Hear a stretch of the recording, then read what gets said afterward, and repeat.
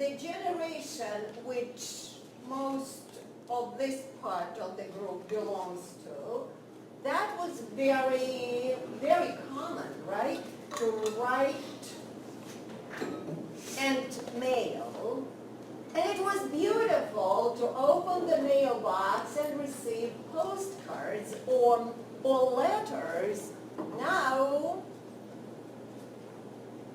it's kind of a handful. So, in the times, it was the only way to communicate by mail, and it made an impact on people when they received something, and they kept it as a treasure. So Korczak managed to put this treasure into his education system, and it worked. All yours. Yeah, thank you. I think that's a great introduction to focus on actually the context and what we have with postcards. When I was younger and traveled a bit, the standard thing was to get postcards. They fit from wherever you want. Wherever you would go, you'd get a collection of postcards. For young people, it's not the same because it's so easy to just take the picture, but we would do that. We would get the postcards, we would collect them, and that would be our souvenirs. And when I was a little kid, and we get my mom and my dad would we'd actually make an album of postcards. So I have those of Florida, of St. Augustine, all the things, the trips that we made, and it was just something that it was from an older time. And I think Korczak, his collecting postcards as a traveler, you have these things, and and I learned Wojciech talked about being resourceful. He used what was at his disposal to involve and to engage. It was all, again, part of the toolkit. So in any event, the title is mine. It's not connected to anything specifically towards Korczak. So when I say partner, defender, and community, that's going to be part of what I'm going to present for you today, how this has evolved. And what I will try and do is introduce a sense of the postcards and give you a very, very focused activity and a series that has developed over the years that you can incorporate. Raise your hand again. I know there was an English teacher yesterday who's not here, but are there any teachers? Okay, great. What I can give you, this is something that is tried and true over the years, an absolute great way of incorporating this methodology into practice. And again, from Wojciech, who every time I go to a presentation, I learn something. As he talked about the bets and the wagers as beautiful, simple, and powerful, postcards are beautiful, simple, and powerful. So keep your ears open. You learn from everybody. You never, and it is a way of improving skills, and I have found it's a way of building relationships and extending the relationships in the community. So as yesterday, I introduced, this is just something about postcards. This is generally the young person's reaction to postcards. It's something like, and I saw something again on my wife's Facebook where it gave two teenagers or 20-something, early 20, maybe late teenagers, a rotary phone.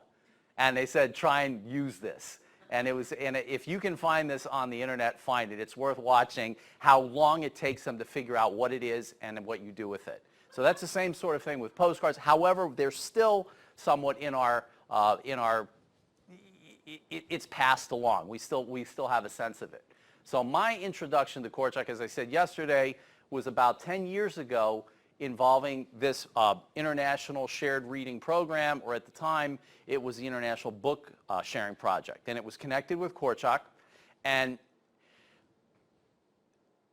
because as a public school teacher, I have this sense of tremendous responsibility to the public school system, and I can't have an agenda about what I want to do. I have to be clear about what my responsibility is to my district, my state, my students, and I want to find common ground, and I also want my kids to grow. And when I was asked to participate in this program, as luck would have it, my wife was taking students over to wasn't that the time when you were taking students to Israel? And I was able to meet with the schools that I was going to participate with, or the school that I would participate with, before I actually had my students participate. So I walked around the school, met the teacher, and she had some students with me, and it was like, this was fascinating. It was wonderful, and it was a face-to-face relationship that was absolutely essential in beginning something that has gone on to, I would say, not just enrich my life, but enrich my students. More to that later. So when I went there, I made sure to go to the Ghetto Fighters Museum because they were underwriting the project. They had one of the directors of the museum was directing the project on the Israeli side, and we had a director from Colorado in America. And I bought the postcards, as I said. I found out that Korczak had these postcards. So I bought a facsimile set of postcards, and from this, I'll get to that. I'll show you some of those, what they look like, and it had an activity. And I just filed that away in my mind. Again, like Wojciech said, file things away in your mind. As a teacher, as a practitioner, as anything you do, file everything away in your mind, because you'll find a place to use it. And I'm absolutely convinced that was what Korczak did. Everything around him was, again, matchboxes. Everything around him was something. A gateway for imagination, creativity, and a way to engage somebody in something. So as I learned briefly at that time about mentioned about the court, it mentioned about the postcards. We talked about the court yesterday. That was a series of multi-years from simulating, trying to establish and get a sense of it going forward. The postcards, and this is essentially what our court looks like in training, but the postcards. This is something I did from day one, at the end of the first year, 10 years ago, with a project. These are Korczak's postcards, and from my understanding and my limited reading into the history, I'm not a researcher, I'm a practitioner, from the Ghetto Fighters House Museum. These are, you can see the cards. These are actual facsimiles of cards that left the orphanage because they were saved, and they were also children who had graduated from the orphanage before. So these would be materials that lasted. So they're here. These are facsimiles, and this would be the writing on the back. And they were given as encouragement or let me read the actual writing. On some of the back of the cards, they would say things like 280 joint prayers for work at the orphanage. Woke up early in the morning 90 times. Therapy. Woke up early during summer 90 times. Took care of 150 letter correspondence. Yearly chores, shower. Woke up early during winter 88 times. Woke up early during spring 91 times. Do you hear something? There's an echo of the sense of these are internalized sense of taking track and accountability of your time and your numbers. Work at the orphanage. Work up during autumn. Work at the 500th time. Yearly chores, shower. Woke up during winter 98 times. Woke up early in the morning. Yearly chores. On work at the orphanage. And then one of them, the final, this I have here, is what was given. Apparently this was given, a forget-me-not, to commemorate when a child would leave the orphanage. Is that correct? That is not something that I do not want to mischaracterize. So it's a forget-me-not, the flower. And it would be, as Korczak said, these were, and I read it yesterday, it's certainly worth repeating. these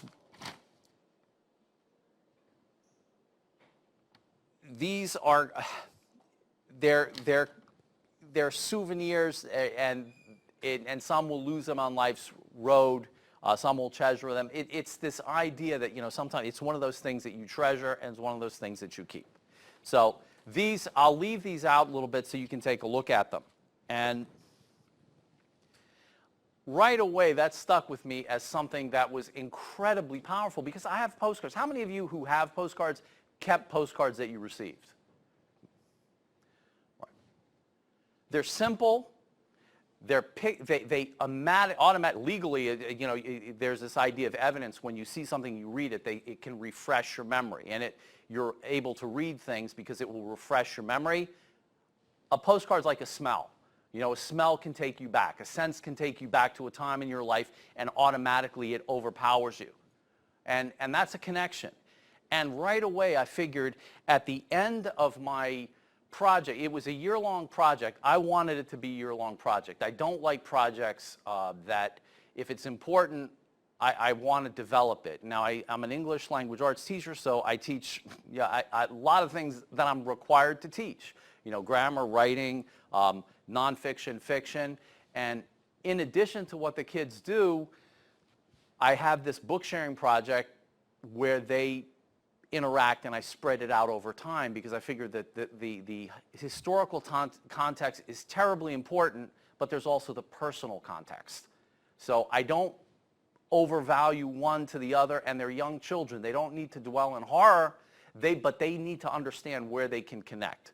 And the postcards was a very interesting way of dealing with it, and it's become a part of the court in a different context that I discussed yesterday, where the postcards, there are cards that we now use to award virtue as part of the court. Today, I want to talk about cards that you can use, or that you can develop, or that you can incorporate in whether you're teaching or in something that you want to do to encourage somebody in the same way. So even if you're not a teacher. This is what our card looked like. It's an evolution. Okay, the story, Island on Bird Street, is connected to the lesson I want to teach. It's about a story about a child who was in a fictional Polish ghetto during World War II, waiting for his father. His mother's taken. His mother walks away. On the first page, his mother goes to meet somebody in one other section of the ghetto, and then she doesn't return. And then the father originally then is selected and taken. The child hides, and the story is about the child waiting as the ghetto is being reduced in size, and towards the end. So he lives in hope, and that keeps him going. And he has a friend. Befriends this little mouse. And it's not a story that dwells in horror and atrocity, except for the fact of separation. And I think that's incredibly age appropriate. Instead of dealing with the horrors of transit or the camps, it deals with the actual horror of separating. As a parent, that moment when a child is away from you for a fraction of a second, everything in your world stops, and there is no horror that you can experience that is like it. And then all of a sudden you see the kid on the playground. It's like, imagine that never leaving. So I try and make sure that they understand age appropriate. That's why I want this to go for a longer period of time. So let me give you, I'll take you through a way I built a lesson. So for those of you who are teachers, I have 10 packets. Those of you who are in the program, I'll focus to make sure that you, and this is very, very focused, not like yesterday. I didn't just give you a dump. You're a presenter? Let me hold on. Let me make sure that make sure my practitioners have, there you go. Okay. Yeah, and if you don't mind, I'll take one. Sure. Sure. Just for chocolate. Just for chocolates. Okay, and I'm going to have to hold on to one. I just want to make sure that I deal with it in a way to give you something while we're doing this. So the Island on Bird Street. If you're an English teacher, if you're a teacher, you're responsible for having kids to write and respond. How do you get kids to write and respond? How do you get them to focus on the things that you have in your state standards? What I have for one, and it's a handout in the back pocket. Every handout that I'm going to go through is in the back pocket. This is what I use, and you could scratch out the Island on Bird Street and put whatever story you want to put there. We often have to teach kids plot, and plot is a series of events that happen and arranged, and they're in a meaningful way, and there's a purposeful arrangement. Like you have a story in a book. If you take all the pages out of a book, shuffle them up, respine the book, it's a different story. There's a reason why they're arranged a certain way, and that's the plot. The events follow one after another. So we are required to teach children basic steps in a plot, meaningful things. So if they read a chapter, I have them identify key scenes and events quickly.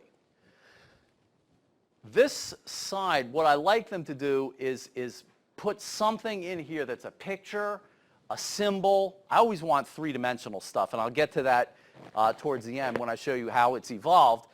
Something quick. I don't want them to focus because I'm not grading their art. I'm grading their idea and what they want to put in there. I don't mind stick figures, but they got to be stick figures doing something creative. And there always has to be a quotation from the story because I'm required to have them analyze text and apply text.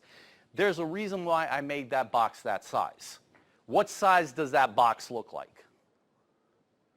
It looks like a postcard. And I fanatically keep everything. So, and you always have to plan. So this is a helpful thing. I would suggest if you're ever reading any story and you have something like this for kids, and you have to have them mark things as they read, this is a great template. I use it for a variety of things. I gladly let you use it. There's no copyright. It's mine, so there's no issue. You can use it. I would encourage you to use it. This is how it looks in practice. Kids know I'm not grading them, and yet this is what I get. This is a whole range. This is not 1 year. This is from chapter 1. Let's see with the other chapters. Now, obviously, I have a variety. I took some stuff. I have a lot of postcards to show you, so it's not, I don't mind. It's just interesting, the point of view, interesting how they view stuff. We're not supposed to have guns and things like that. Common sense has to prevail. So this is what it would look like. Questions about this? Can you see using this in anything that you do with a story? It's a helpful tool. Next, if you look, I gave you another handout. It's called Traits and Conflicts. Again, for language arts teachers or anybody, I guess if you're teaching social studies or something where you have to provide any analysis at any level. You would always have to identify something, you would have to provide a quotation, and you would have to the kids would have to give some sense of what it means. And not a connection necessarily to themselves, but an explanation of the text and an explanation of themselves. So I encourage them, that's a required thing that we have to do, so that will go hand in hand as they read the story. I've used these and developed and tweaked them over the years. I mean, it's really something that is part of actual teaching practice. And those of you who teach, whatever you're doing, it's the same thing. This is another way of building the wheel, another way of doing something that really does work. And I'm in a public school. It's kids of varieties of abilities. This is for anything. Now, next handout I give you, it's the third one. It looks very similar, and there's another box. This is, again, I like this for language arts, but this is great for social studies because I use this one for nonfiction. I give them, there are a variety of strategies you can use to have kids read nonfiction. I didn't go into teaching to teach nonfiction. However, I'm required to do about 65% nonfiction, articles, analysis, and training as a lawyer is helpful in a sense that, yeah, I understand that it's part of the writing, it's part of analysis, and critical thinking, But, you know, fiction and stories and dreams and poetry, that's what I love. But, you know, nobody's going to pay me to talk about what I love. So I have to do what's important, and I have to find what matters and what will matter in the life of my children, and I think this works for them. So I take whatever article you want to read, put a little bullet there, have them write text. Because anytime you provide a quotation, automatically, you know, you're having a kid focus on text. Then, next to it, some response to the text. This is very good for nonfiction. And then below, again, some representation. I use this in the book sharing project because as they read each chapter, I'll sprinkle in little bits and pieces of testimonies, primary witness accounts, children accounts. This one was something, a Polish child. These were kids of life before the war, life before, and there were little bits and pieces, and I have them do a little bit and respond to it very quickly. And it's not the sense of doing a research paper, but they are reading nonfiction and they are learning. And the picture, I mean, I really like the person's art who puts that in there. You get a whole variety of interesting things. I have also paired nonfiction, had them do a poem, and they read, you know, The Little Smuggler by Lazarwart, and it's in Yad Vashem. It's a picture of it's a poem about a child who's smuggling in the ghetto and says, you know, who you know, and if this game in the end, if this game, how it doesn't work, if who will feed you, mother of mine, if I'm gone. And it's posted in Yad Vashem, but it's something that you could also put in poetry and have them respond to poetry, like put down metaphor, simile, have them say, identify, where there I said something like, here I use personification, foreshadowing. And I said, this was a different poem. I think I used a poem about family album. It was a photo of a family album at Hanukkah and pictures of people. And there was a part in the story where in Island on Bird Street when the child was running around and scurrying and finding, and he saw photographs, you know, just littered on the streets when the ghetto was cleared. And then so I had this picture of a photo album, and it was a very powerful poem. And so I had them respond to it, and on the back, which was clean, I made them respond to some literary technique, whatever. I mean, these are forms. You just, whatever the ideas are, you use them to help you out. And the key, I think, in the Island on Bird Street and why it works for children and why this is so powerful and so age appropriate is it focuses on hope. It focuses on the idea that the child lives in hope. He's fearful, but he's a doer. But he lives in hope. And you know, in his case, his father does return, but for children in 7th and 8th grade, I don't need them to dwell in fear. I need them to focus on hope and connect that to their life, that things are tough, and I don't simulate anything at all. It's just things are tough, and people feel it, and yet there's hope. And I think I put in the materials the poem by Emily Dickinson, which is a gorgeous, powerful poem. You can do a lot with that. Again, community goodwill, what a mighty force. Use the postcards to build something. We talked about the meeting yesterday. So this is my first foray into the postcards. What I did was sort of odd, and I gave you two of my, I think 2 or 3 of my postcard projects. I want to make sure where one was in where it says Postcards Project, and it was in the folder, and it was stapled. This was the first one I did quite some time ago, and I took a postcard, made a sense of where you would put a quotation. I gave them a template. You always give kids templates. An explanation, a trait, and some statement.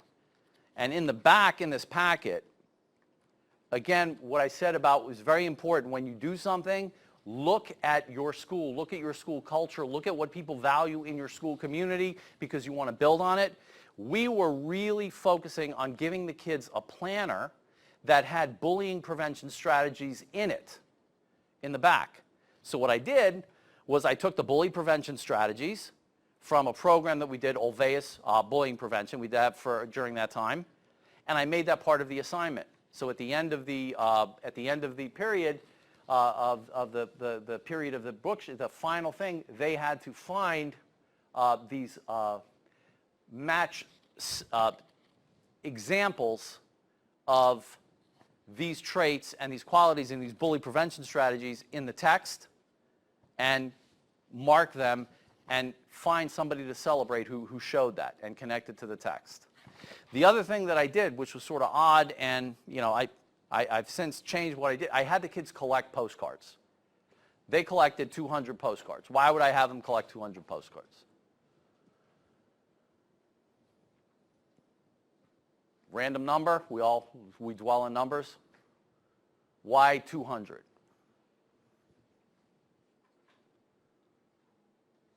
Hint, Korczak, the children. So they did 200 postcards. Their counterparts in Israel collected 200 postcards. They sent us their postcards. We sent us our postcards. We then took their cards and we put our material on their cards, and then we distributed them, one to their partner and or whatever. I had them do quite, I think, whatever. This was a lot. I mean, I think I've mellowed over the years. But there was a lot that they had to do, and they distributed them. And it was a really interesting project, and I got very, a mixture of snail mail, online, and tactile postcards. And it was just strange, but the kids really responded. And what was neat about it is if you see these Gettysburg things, a couple of years later, our 8th graders, go on a Gettysburg trip. I had kids give me postcards from Gettysburg where they wrote stuff to me, and they said, "Oh, you want postcard?" Yeah, they just said, "Here, I want to," so it was kind of a gift that gave back because they understood. You could tell these were Israeli postcards, and I was able to keep a few. I didn't have a lot because those were all distributed. This is what it looked like on the back according to the template, and this is something in the initial stages. So now what I had them do is your picture where it had the island on Bird Street and it had the square. A lot of times I want to see, I have in my mind what I want, and we'll see what we can get from kids and what they can do, and they can fill in the creativity. Same size, I figured they do for every chapter. I will keep, when they hand them in to grade them, I will keep everything they've done for each chapter, and at the end of the period, at the end of the year, they'll have had pictures for chapter 1. There are 20 chapters in the story. And the number of kids I had in class, I had hundreds of different pictures of varying quality. So what I did was I made photocopies of it towards the end of the year. They didn't know I collected all this stuff, and I had them make their own postcards from it. I gave them a stack of everything, and they could choose whichever ones they wanted, and those were the backs of the postcards with quotations. So those are actual, they made their own postcards, and on the back, that's when they started using the pillars of character, the 6 pillars of character: responsibility, fairness, caring, respect, citizenship, and trustworthiness. And you can see a variety of different pictures, of different things they chose. Kids didn't only choose their postcards. I forget how many they had to choose. They picked quite a few. They were just interested. It was sort of a grab bag, and it's sort of weird that they were all kept, but it's because I knew that this was a useful thing. So these are some more of them. Some of these I was able to keep. A couple over, they would give some to me. Some they would say, "Okay, here," and I could make copies of them. So this would be the back, and this would be the front. And if you can see in your own practice, you can do that to either coworkers, people that you want. You can give them something, and I guarantee they will treasure it, because it's from you to them, and it's about your relationship. But this was specifically with students, and again, I'll note how I required it to be built. So here we have some really interesting ones. And again, I didn't just take the best. I just took what I got. So this is beautifully done, and you know that every now and then when a kid sees something done a certain way, they'll copy the other kids doing it, so they wanted to type it, they want to make it nicer. These are different years, and these are more of the pictures.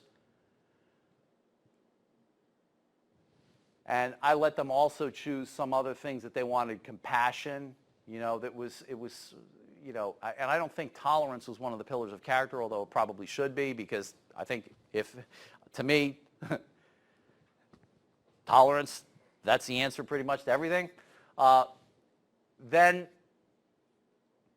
it was just, I think I let them choose from a variety of things.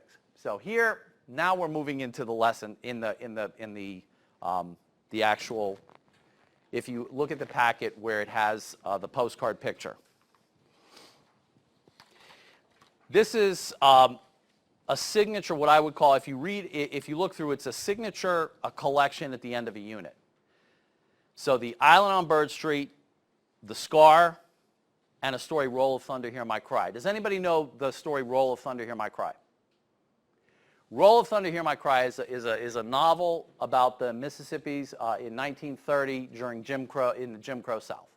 And it's a black family that owned some land, which was sort of rare, lived with sharecroppers, and it was all about basic racism, but the dignity of the family. And it was a beautiful story. And it ends up, the woman, Mildred Taylor, wrote all about this family from a long time in history. So it's a story, it's a core story in our 7th grade, and it's a novel. And I think as background for To Kill a Mockingbird, which kids read in high school, this is a powerful foundation because you can teach segregation, civil rights, you teach all sorts of wonderful things. They're introduced to Thurgood Marshall, they're introduced to Brown Board education, all the things you need, separate but equal, Plessy Ferguson, all the things you can give them, and you're still doing it in language arts, so you're supporting civics. What I had them do, and you can read the assignment, this would be helpful to you, is make 3 types of cards. Partner postcards, community cards with Roll of Thunder, and Defender cards, the Scar. Have you been exposed this week to the Scar by Korczak? It's a 2-page short story, which is, it's in the front, it's in the first pocket. It's a wonderful short story about a school, a teacher, and a child in between the wars. And it's a remarkable story from what you can do with it. It's only 2 pages, and what I had the kids do, obviously the kids have finished reading Roll of Thunder, Hear My Cry, which is a novel. They finished reading Island on Bird Street, which is a novel. This is a year. We read a little bit of Korczak. And so this is one of a major project at the end, a unit ending. And at the unit ending thing, this is what they were required to do. Make postcards to celebrate, identify defenders in their community. That would be for the Scar, because I gave you the short story, and please use it. It's a wonderful story. And there's also Not in Our Town in Montana. There was an interesting little, you can find that in the, it's easily to find as a nonfiction about a town's response to racism. Then Roll of Thunder, a wonderful, wonderful novel that we built up with, and then The Island on Bird Street that they sent to their partner. And I put in the lesson plan all the state standards. I put in all the objectives, everything you would do to it. You have any question about it, you ask me. It's methodical. It's completely comprehensive. And there's also an absolutely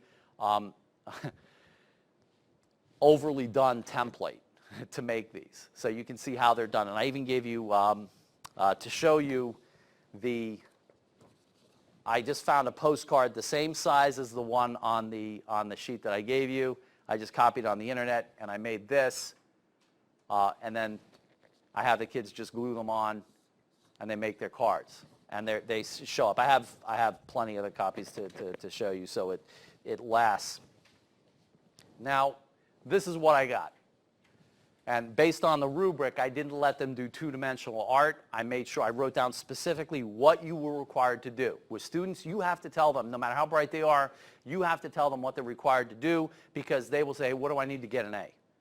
And other kids will say, what's somebody else doing or whatever, I'll just do it. But my standard line is I'll take a photo of LeBron James and put it on. A LeBron card. It's a LeBron card. So no LeBron cards. Had to be 3-dimensional, had to deal with it. And they became, I was able to get quite a few of them. They had to give their partner cards to their partners at the time they were done, so I do not have those. But I have ones that they let me keep that were community. They let me borrow them, and I do have to return them, but I can show them to you. They open up. This is them responding to their school. When I went over 2 years ago, I went back to one of the schools and we gave them, so this is a school we work with in Israel. It's outside of Tel Aviv. These are the students getting their postcards from my kids. So it's an actual real thing. And I have worked with this school, now this will be my 4th year. What is the grade? How old are This is 7th and 8th, and I've worked with 9th graders in the school as well with another project. And I've worked with 2 teachers, and I'm working, and I love them both. They're remarkable. They're again, partnerships. Korczak has enabled me to make partnerships that has helped me teach other people. My goal is teaching kids, and Korczak has helped me teach kids. It has given me energy and inspired me to do what I do for the reasons why it should be done. And that's why he did it, and it needed to be done. So these are the kids. They're reading them. They were really happy when it went through. I mean, these are middle school kids. What are they going to do? They're, And this a newer teacher that I work with now, and she's great. And I was able to go there. That was the principal next on my right, and the 2 teachers together. I work with them now. See, these are some of the cards. I'll show you quickly what they look like. Respect. Your respect defends the honor of the school from the scar. Don't bully anyone, children, neither him nor anyone. Defend the honor of the school. Let no one from this school, Sharpsville, Korczak didn't say Sharpsville, from this school carry into the world, into life, such a scar as mine, neither on one's head nor on one's soul. Then, the Pataki stuff, the kids have to connect this to the novel. So they connect it to something in the novel, and they would go on. Again, this one did the scar as well. Or, pardon me, not the novel, the short story. They connect it. Responsibility. This is the front and back of this card. Citizenship. Again, from the scar. I think a lot of kids gave their partners the stuff from the island on Bird Street. I don't have many of those. Your citizenship makes Sharpsville a better place, but this quote demonstrates the citizenship. I mean, they say what you want them to say. Scar. See, the scar they kept. That was one they were probably giving to their family, because I made them give the island on Bird Street. Basically, most of them, they went to the family. Again, the scar. Respect. Trust.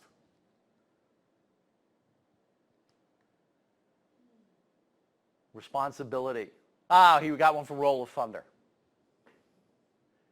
Your leadership is an inspiration to the friends. So it's high-level thinking. If we had a previous superintendent. Everything was we had to do. I don't know if you've been exposed to this horror of depth of learning where they put numbers on it. You have to do DOK, blah, blah, blah, and he wants to see everything moving towards whatever. Okay. Everything that's here is the highest level of critical thought for a middle school kid. Or, high school, where you have to look at things, combine them, find text, create something from it, use different materials. So again, you do stuff like this, you won't clash with your district's goals and your district's requirements and your own responsibilities. However, I think there's always a higher calling that you need to understand, and that's the kid. And this stuff becomes more important. I love this one. Trustworthiness. Again, the scar. Caring. See, scar. See, I don't think I have any island on Bird Street from this group. Because they had to give those to their partner. Or that was the easy one for them to give to their partner. And Roll of Thunder deals with kids going to school, black kids having to go to school and facing their own school, but being taunted by the white school bus, whatever. It's a wonderful book, but again, it's building powerful, age-appropriate background knowledge for To Kill a Mockingbird. trustworthiness. This one opened up. This one was remarkable. And she did Isle on Birch Tree. She let me keep this one.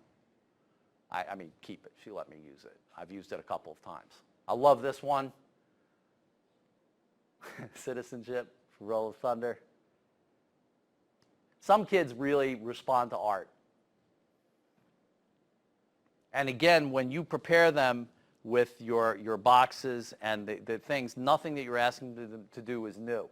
What I love about the other activity where they did the black and white stuff, where they just drew it, is all of a sudden they had a whole bunch of them. They didn't have to go collect them. They've made their own. They were all their own stuff. Okay, this was this year.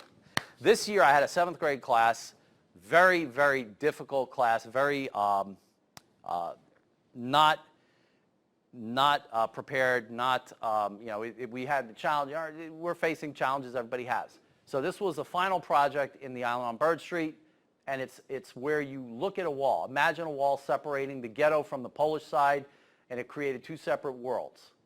The side that was enclosed in the ghetto and the Polish side without. What walls, literal and figurative, do we need to look beyond in our own schools and community to help make a more tolerant and respectful world? What more do you want from kids to reflect on? What causes those walls to be built? How do we overcome them? What happens once you get to know the world on the other side of the world? Well, on the other side of the wall. It's not like I said, let's have the wall be the major point in 2 years of our discussion, but this was something that we look at with the Island on Bird Street. So, look familiar? Look familiar? Look familiar? Look familiar? What I did was I took one of these, drew some lines on it, and said, you're going to do what's behind the wall, what's an obstacle. Took me all of 30 seconds, okay? And then you ultimately will have, again, what Korczak enabled me, what he gave me the parameters. He gave me the script, as somebody said yesterday. He gave me the script, but trusted me as the child to think, how can I enlarge it? How can I enlarge it? But for me, how can I enlarge it for the people that I'm required to enlarge it for? Because that's what it's about. What can we do? So what will come of this? And this was just last month. So a lot of times I let them use guns. I'm whatever. They can tell me that so somebody said, okay, I'm going to use a knife. But that's the struggle. That's the fight. And this was the outside. Spread it out. All the things you want them to show. And then when they write about the wall and its connection to themselves, then your heart breaks. I read again some of them this morning. I have to send these. I send these when I leave and go back home. I have to put these up and send them to their partners in Israel. And I read about people talking about the walls in their life. Walls in their lives related to family, not getting along, people talking about politics and fighting with each other. I read about a girl who was her height. She's tall. And what she has to deal with. Okay, it's great for volleyball, but the bullying, and can't people just stop? I read about we don't have very much diversity at all, and in this class I had a black girl who wrote about makeup she puts on, so that when she goes home, people think she's excessively dramatic, but then she goes home and people look like her, so she feels better. And I had a girl who wrote about being Mexican in a community, and when she goes out with her family, she can't speak Spanish because people look at them. I have the cards. I'm a little careful about that one because I'm going to mail those, and their names are there, but their stories will break your heart. And I have the other ones where, why can't my family just get along? So I didn't ask them to write about Nazism. I didn't ask them to write about stuff and write about how victim. I asked them to write about what walls exist in their life, connect what they read to what they live. And I got stuff about boys saying, I'm not really that great. I'm not ugly, but I'm not hot either. And it's not like I'm popular, and I'm short. And they write about this stuff, and it absolutely is phenomenal. And you realize this is what's in front of you. And then these are she said I can do this. It's worth reading, but I'm not going to just give you this. I want you to see, you're going to get the kid who says, why can't we just stop with racism, and why can't we just, if people just were a little bit more tolerant, we could end some of this stuff and get along with each other, and, by the way, I'm not that popular, and that's okay because I'm sort of weird. But, and then you get that, but then you have kids who say, imagine there being a wall. This wall separates you from humanity. On one side is beautiful heaven, angels, your dreams coming to life. On the other side is fire, broken glass, anything you can think of that's holding you back. One wall that needs to be changed in my life would be the one of my family's. Another wall of me would be not being able to truly connect with people. And that first paragraph, what do you see? As an educator, what do you see? As a human, obviously you see things that make you cry, but as a human, as an educator, what do you see? Well, it's a girl. Yeah, it's a girl who is incredibly, she's really good, but what do you see in terms of like education? This is the end of the year, the first paragraph. Well, they laid out a theme that they're going to follow up. Yeah. On the other side is fire, broken glass, anything you can think of that's holding you back. This is a Sharpsville, Pennsylvania, so no exposure to anything. Any ideas? Kristallnacht. She wrote a poem for a Holocaust competition a few months ago. That stuck in her mind. She internalized what you should internalize at that level from the Holocaust. The breaking of glass, the destruction of property, the taking and separating of families. They weren't exposed to stuff they couldn't. That's something that she will deal with, and she knows that's the horror. Not everyone. Ira, I think you should explain. Good. It's a segue to this. Children, Wolves, and Light. When my introduction to Tatiana and the Korczak Association here came through the play, the Amichai Pardo, and he was brought to Pittsburgh a few years ago by a group, the Classrooms Without Borders. So when we went to the presentation, not only did I meet the person who played Korczak, she also told me, read this story about the Children of Wills and Lane. Children of Wills and Lane is about the Kindertransport, which right before this time of Kristallnacht, which is in 1938, which in German means essentially the night of broken glass, what happened was they noticed that things were getting really bad, Germany, Austria, and they put children, they were advocates in England to take children on trains and get them out of Austria and Germany. And they sent, about 10,000, I think, ultimately were able to go, and it ended at Kristallnacht. The problem was after that, the Brits didn't want to take anymore because the kids were old enough to get jobs, and it was a problem because coming in, even though the times were horrific for the kids, they just didn't have room, and they said, we can't take any more. Oh, you have your echoes. But so she said, we're doing this book. We want you to read this book. We will give books to your class. And then we have this program of the person coming. And so that's the connection there. And I had the kids this current year read the book, The Children of Wills and Lane. And they communicated by card to my current kids who were doing the book sharing. I let them do cards. They had to pick, take an object that means something to you, write about it, and send it as a postcard to your 7th grade, the younger kids. So it's scaffolding, a little scaffolding learning. Notice dog tags, childhood toys, a blanket. This is the stuff they would take. When the kids went on the Kindertransport from Germany and Austria through the Netherlands to England, they couldn't take much. So the girl in the story took a little photo of her mom. So these kids, what would you take? I hate the things where you have to simulate any kind of thing, but it was just like I say, what would matter to you? What would you take if you had to leave?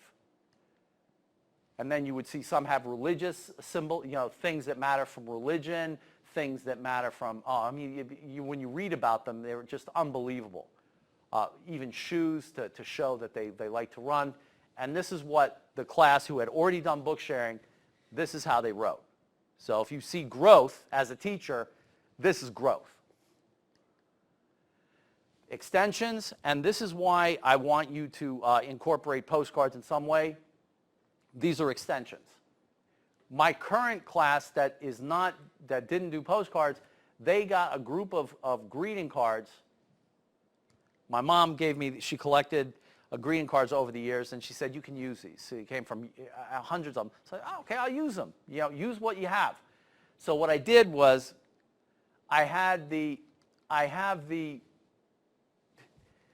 they wrote, my 8th grade wrote to my 7th grade.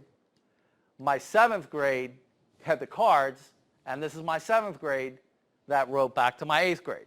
So I have, they gave me some of those because the 8th grade let me borrow them. These were the cards. They're not postcards. These were greeting cards, but inside it was the same idea. And we understood because of postcards. Thanks, Mom, for all the cards. Because the kids, if you ask kids to get you cards now, it becomes difficult. They can't get them. But these are extensions, and this is all from Korczak. I mean, this is all from Korczak and my mom, really, making me understand that you can, that kids need to be tactile. They need to be touched. Yeah, I'll talk at them forever, and I'll do all sorts of stuff, but, you have to give them things to touch and give them things to create and give them color and give them bits and pieces to choose. And, they think they're doing great art. And I think this is terribly important. There was a quote yesterday that matters, I think, from George Bernard Shaw, who was he was an Irish playwright. And it was, you don't stop playing because you grow old. You grow old because you stop playing. This is another one. I always say I like to begin and end with Korczak. I think I'm beginning and ending here with Korczak. I am of the opinion that my life belongs to the whole community, and as long as I live, it is my privilege to do for it whatever I can. I want to be thoroughly used up when I die. For the harder I work, the more I live. What I see in that, and to me that's very personal, because what I see in that is I honestly do not like to contemplate July, May, April, May, June, July, August in the Warsaw Ghetto. But what I feel is this tireless, indefatigable force of nature going on, finding and scrounging every possible thing he could, extra food, extra this, extra that, shaming people to give them something for his kids, whatever he could do, using his body is racked with disease and exhaustion and knowledge of what is coming, and yet, as every second, it's becoming more and more of a call to us to live our lives meaningfully and impact others, because that's how you create a legacy that goes on. And what I think is important about the legacy is, like yesterday with the kids who owned the court, when they were, I hope some of you read some of what the kids said in that news article. You can read in that kids who genuinely felt that court was my creation. And when I come back, you better well have a good court, because, we spent a lot of time making that work. And those kids, they lived it. And that's the thing. I mean, I don't see this connected as much, but in my mind, I feel that. I feel that for it. And you can use these. If you're a teacher, if you're an administrator, if you're something, if you want to give somebody not just positive reinforcement, but something that's life-affirming and something that has tremendous value for them to keep, you control what you can give somebody to keep. You can try a million things. They keep one of them, so they got something. It's like with the kids. A lot of kids keep this stuff. So it's an important, these are tools. Again, with Korczak, you have a toolkit, and with your bets and with your other things that he did and practiced, those are doors in a hallway to a kid. Open it up, try one, it doesn't work, change it. I try the bets, I do it differently, I do it in ways that work for me. I think Wojciech's way is better. I'll improve, I'll try and use his way and not just, whatever. I'm not trying to do a blueprint of Korczak, but I'm trying to follow in that legacy, because that legacy is what I think we ought to. I mean, the kids need it. So when you do these things and you put them in there, they're not just for kids, but they really are essential for education. And you have a full lesson plan, you have full use of any of that stuff you want to use. You can do this for novels. You can use some of the questions for novels. There's something else in there about a poem with Langston Hughes and stuff like that. I do that with, I just put that in there because that was part of the lesson. If anything that you want, you can find through Tatiana. You can contact me and ask for clarification about the stuff. I don't have time to have you handle the postcards, but I do. They're with my wife up there. I cart them around all the time. But so. We'll have a break. Okay.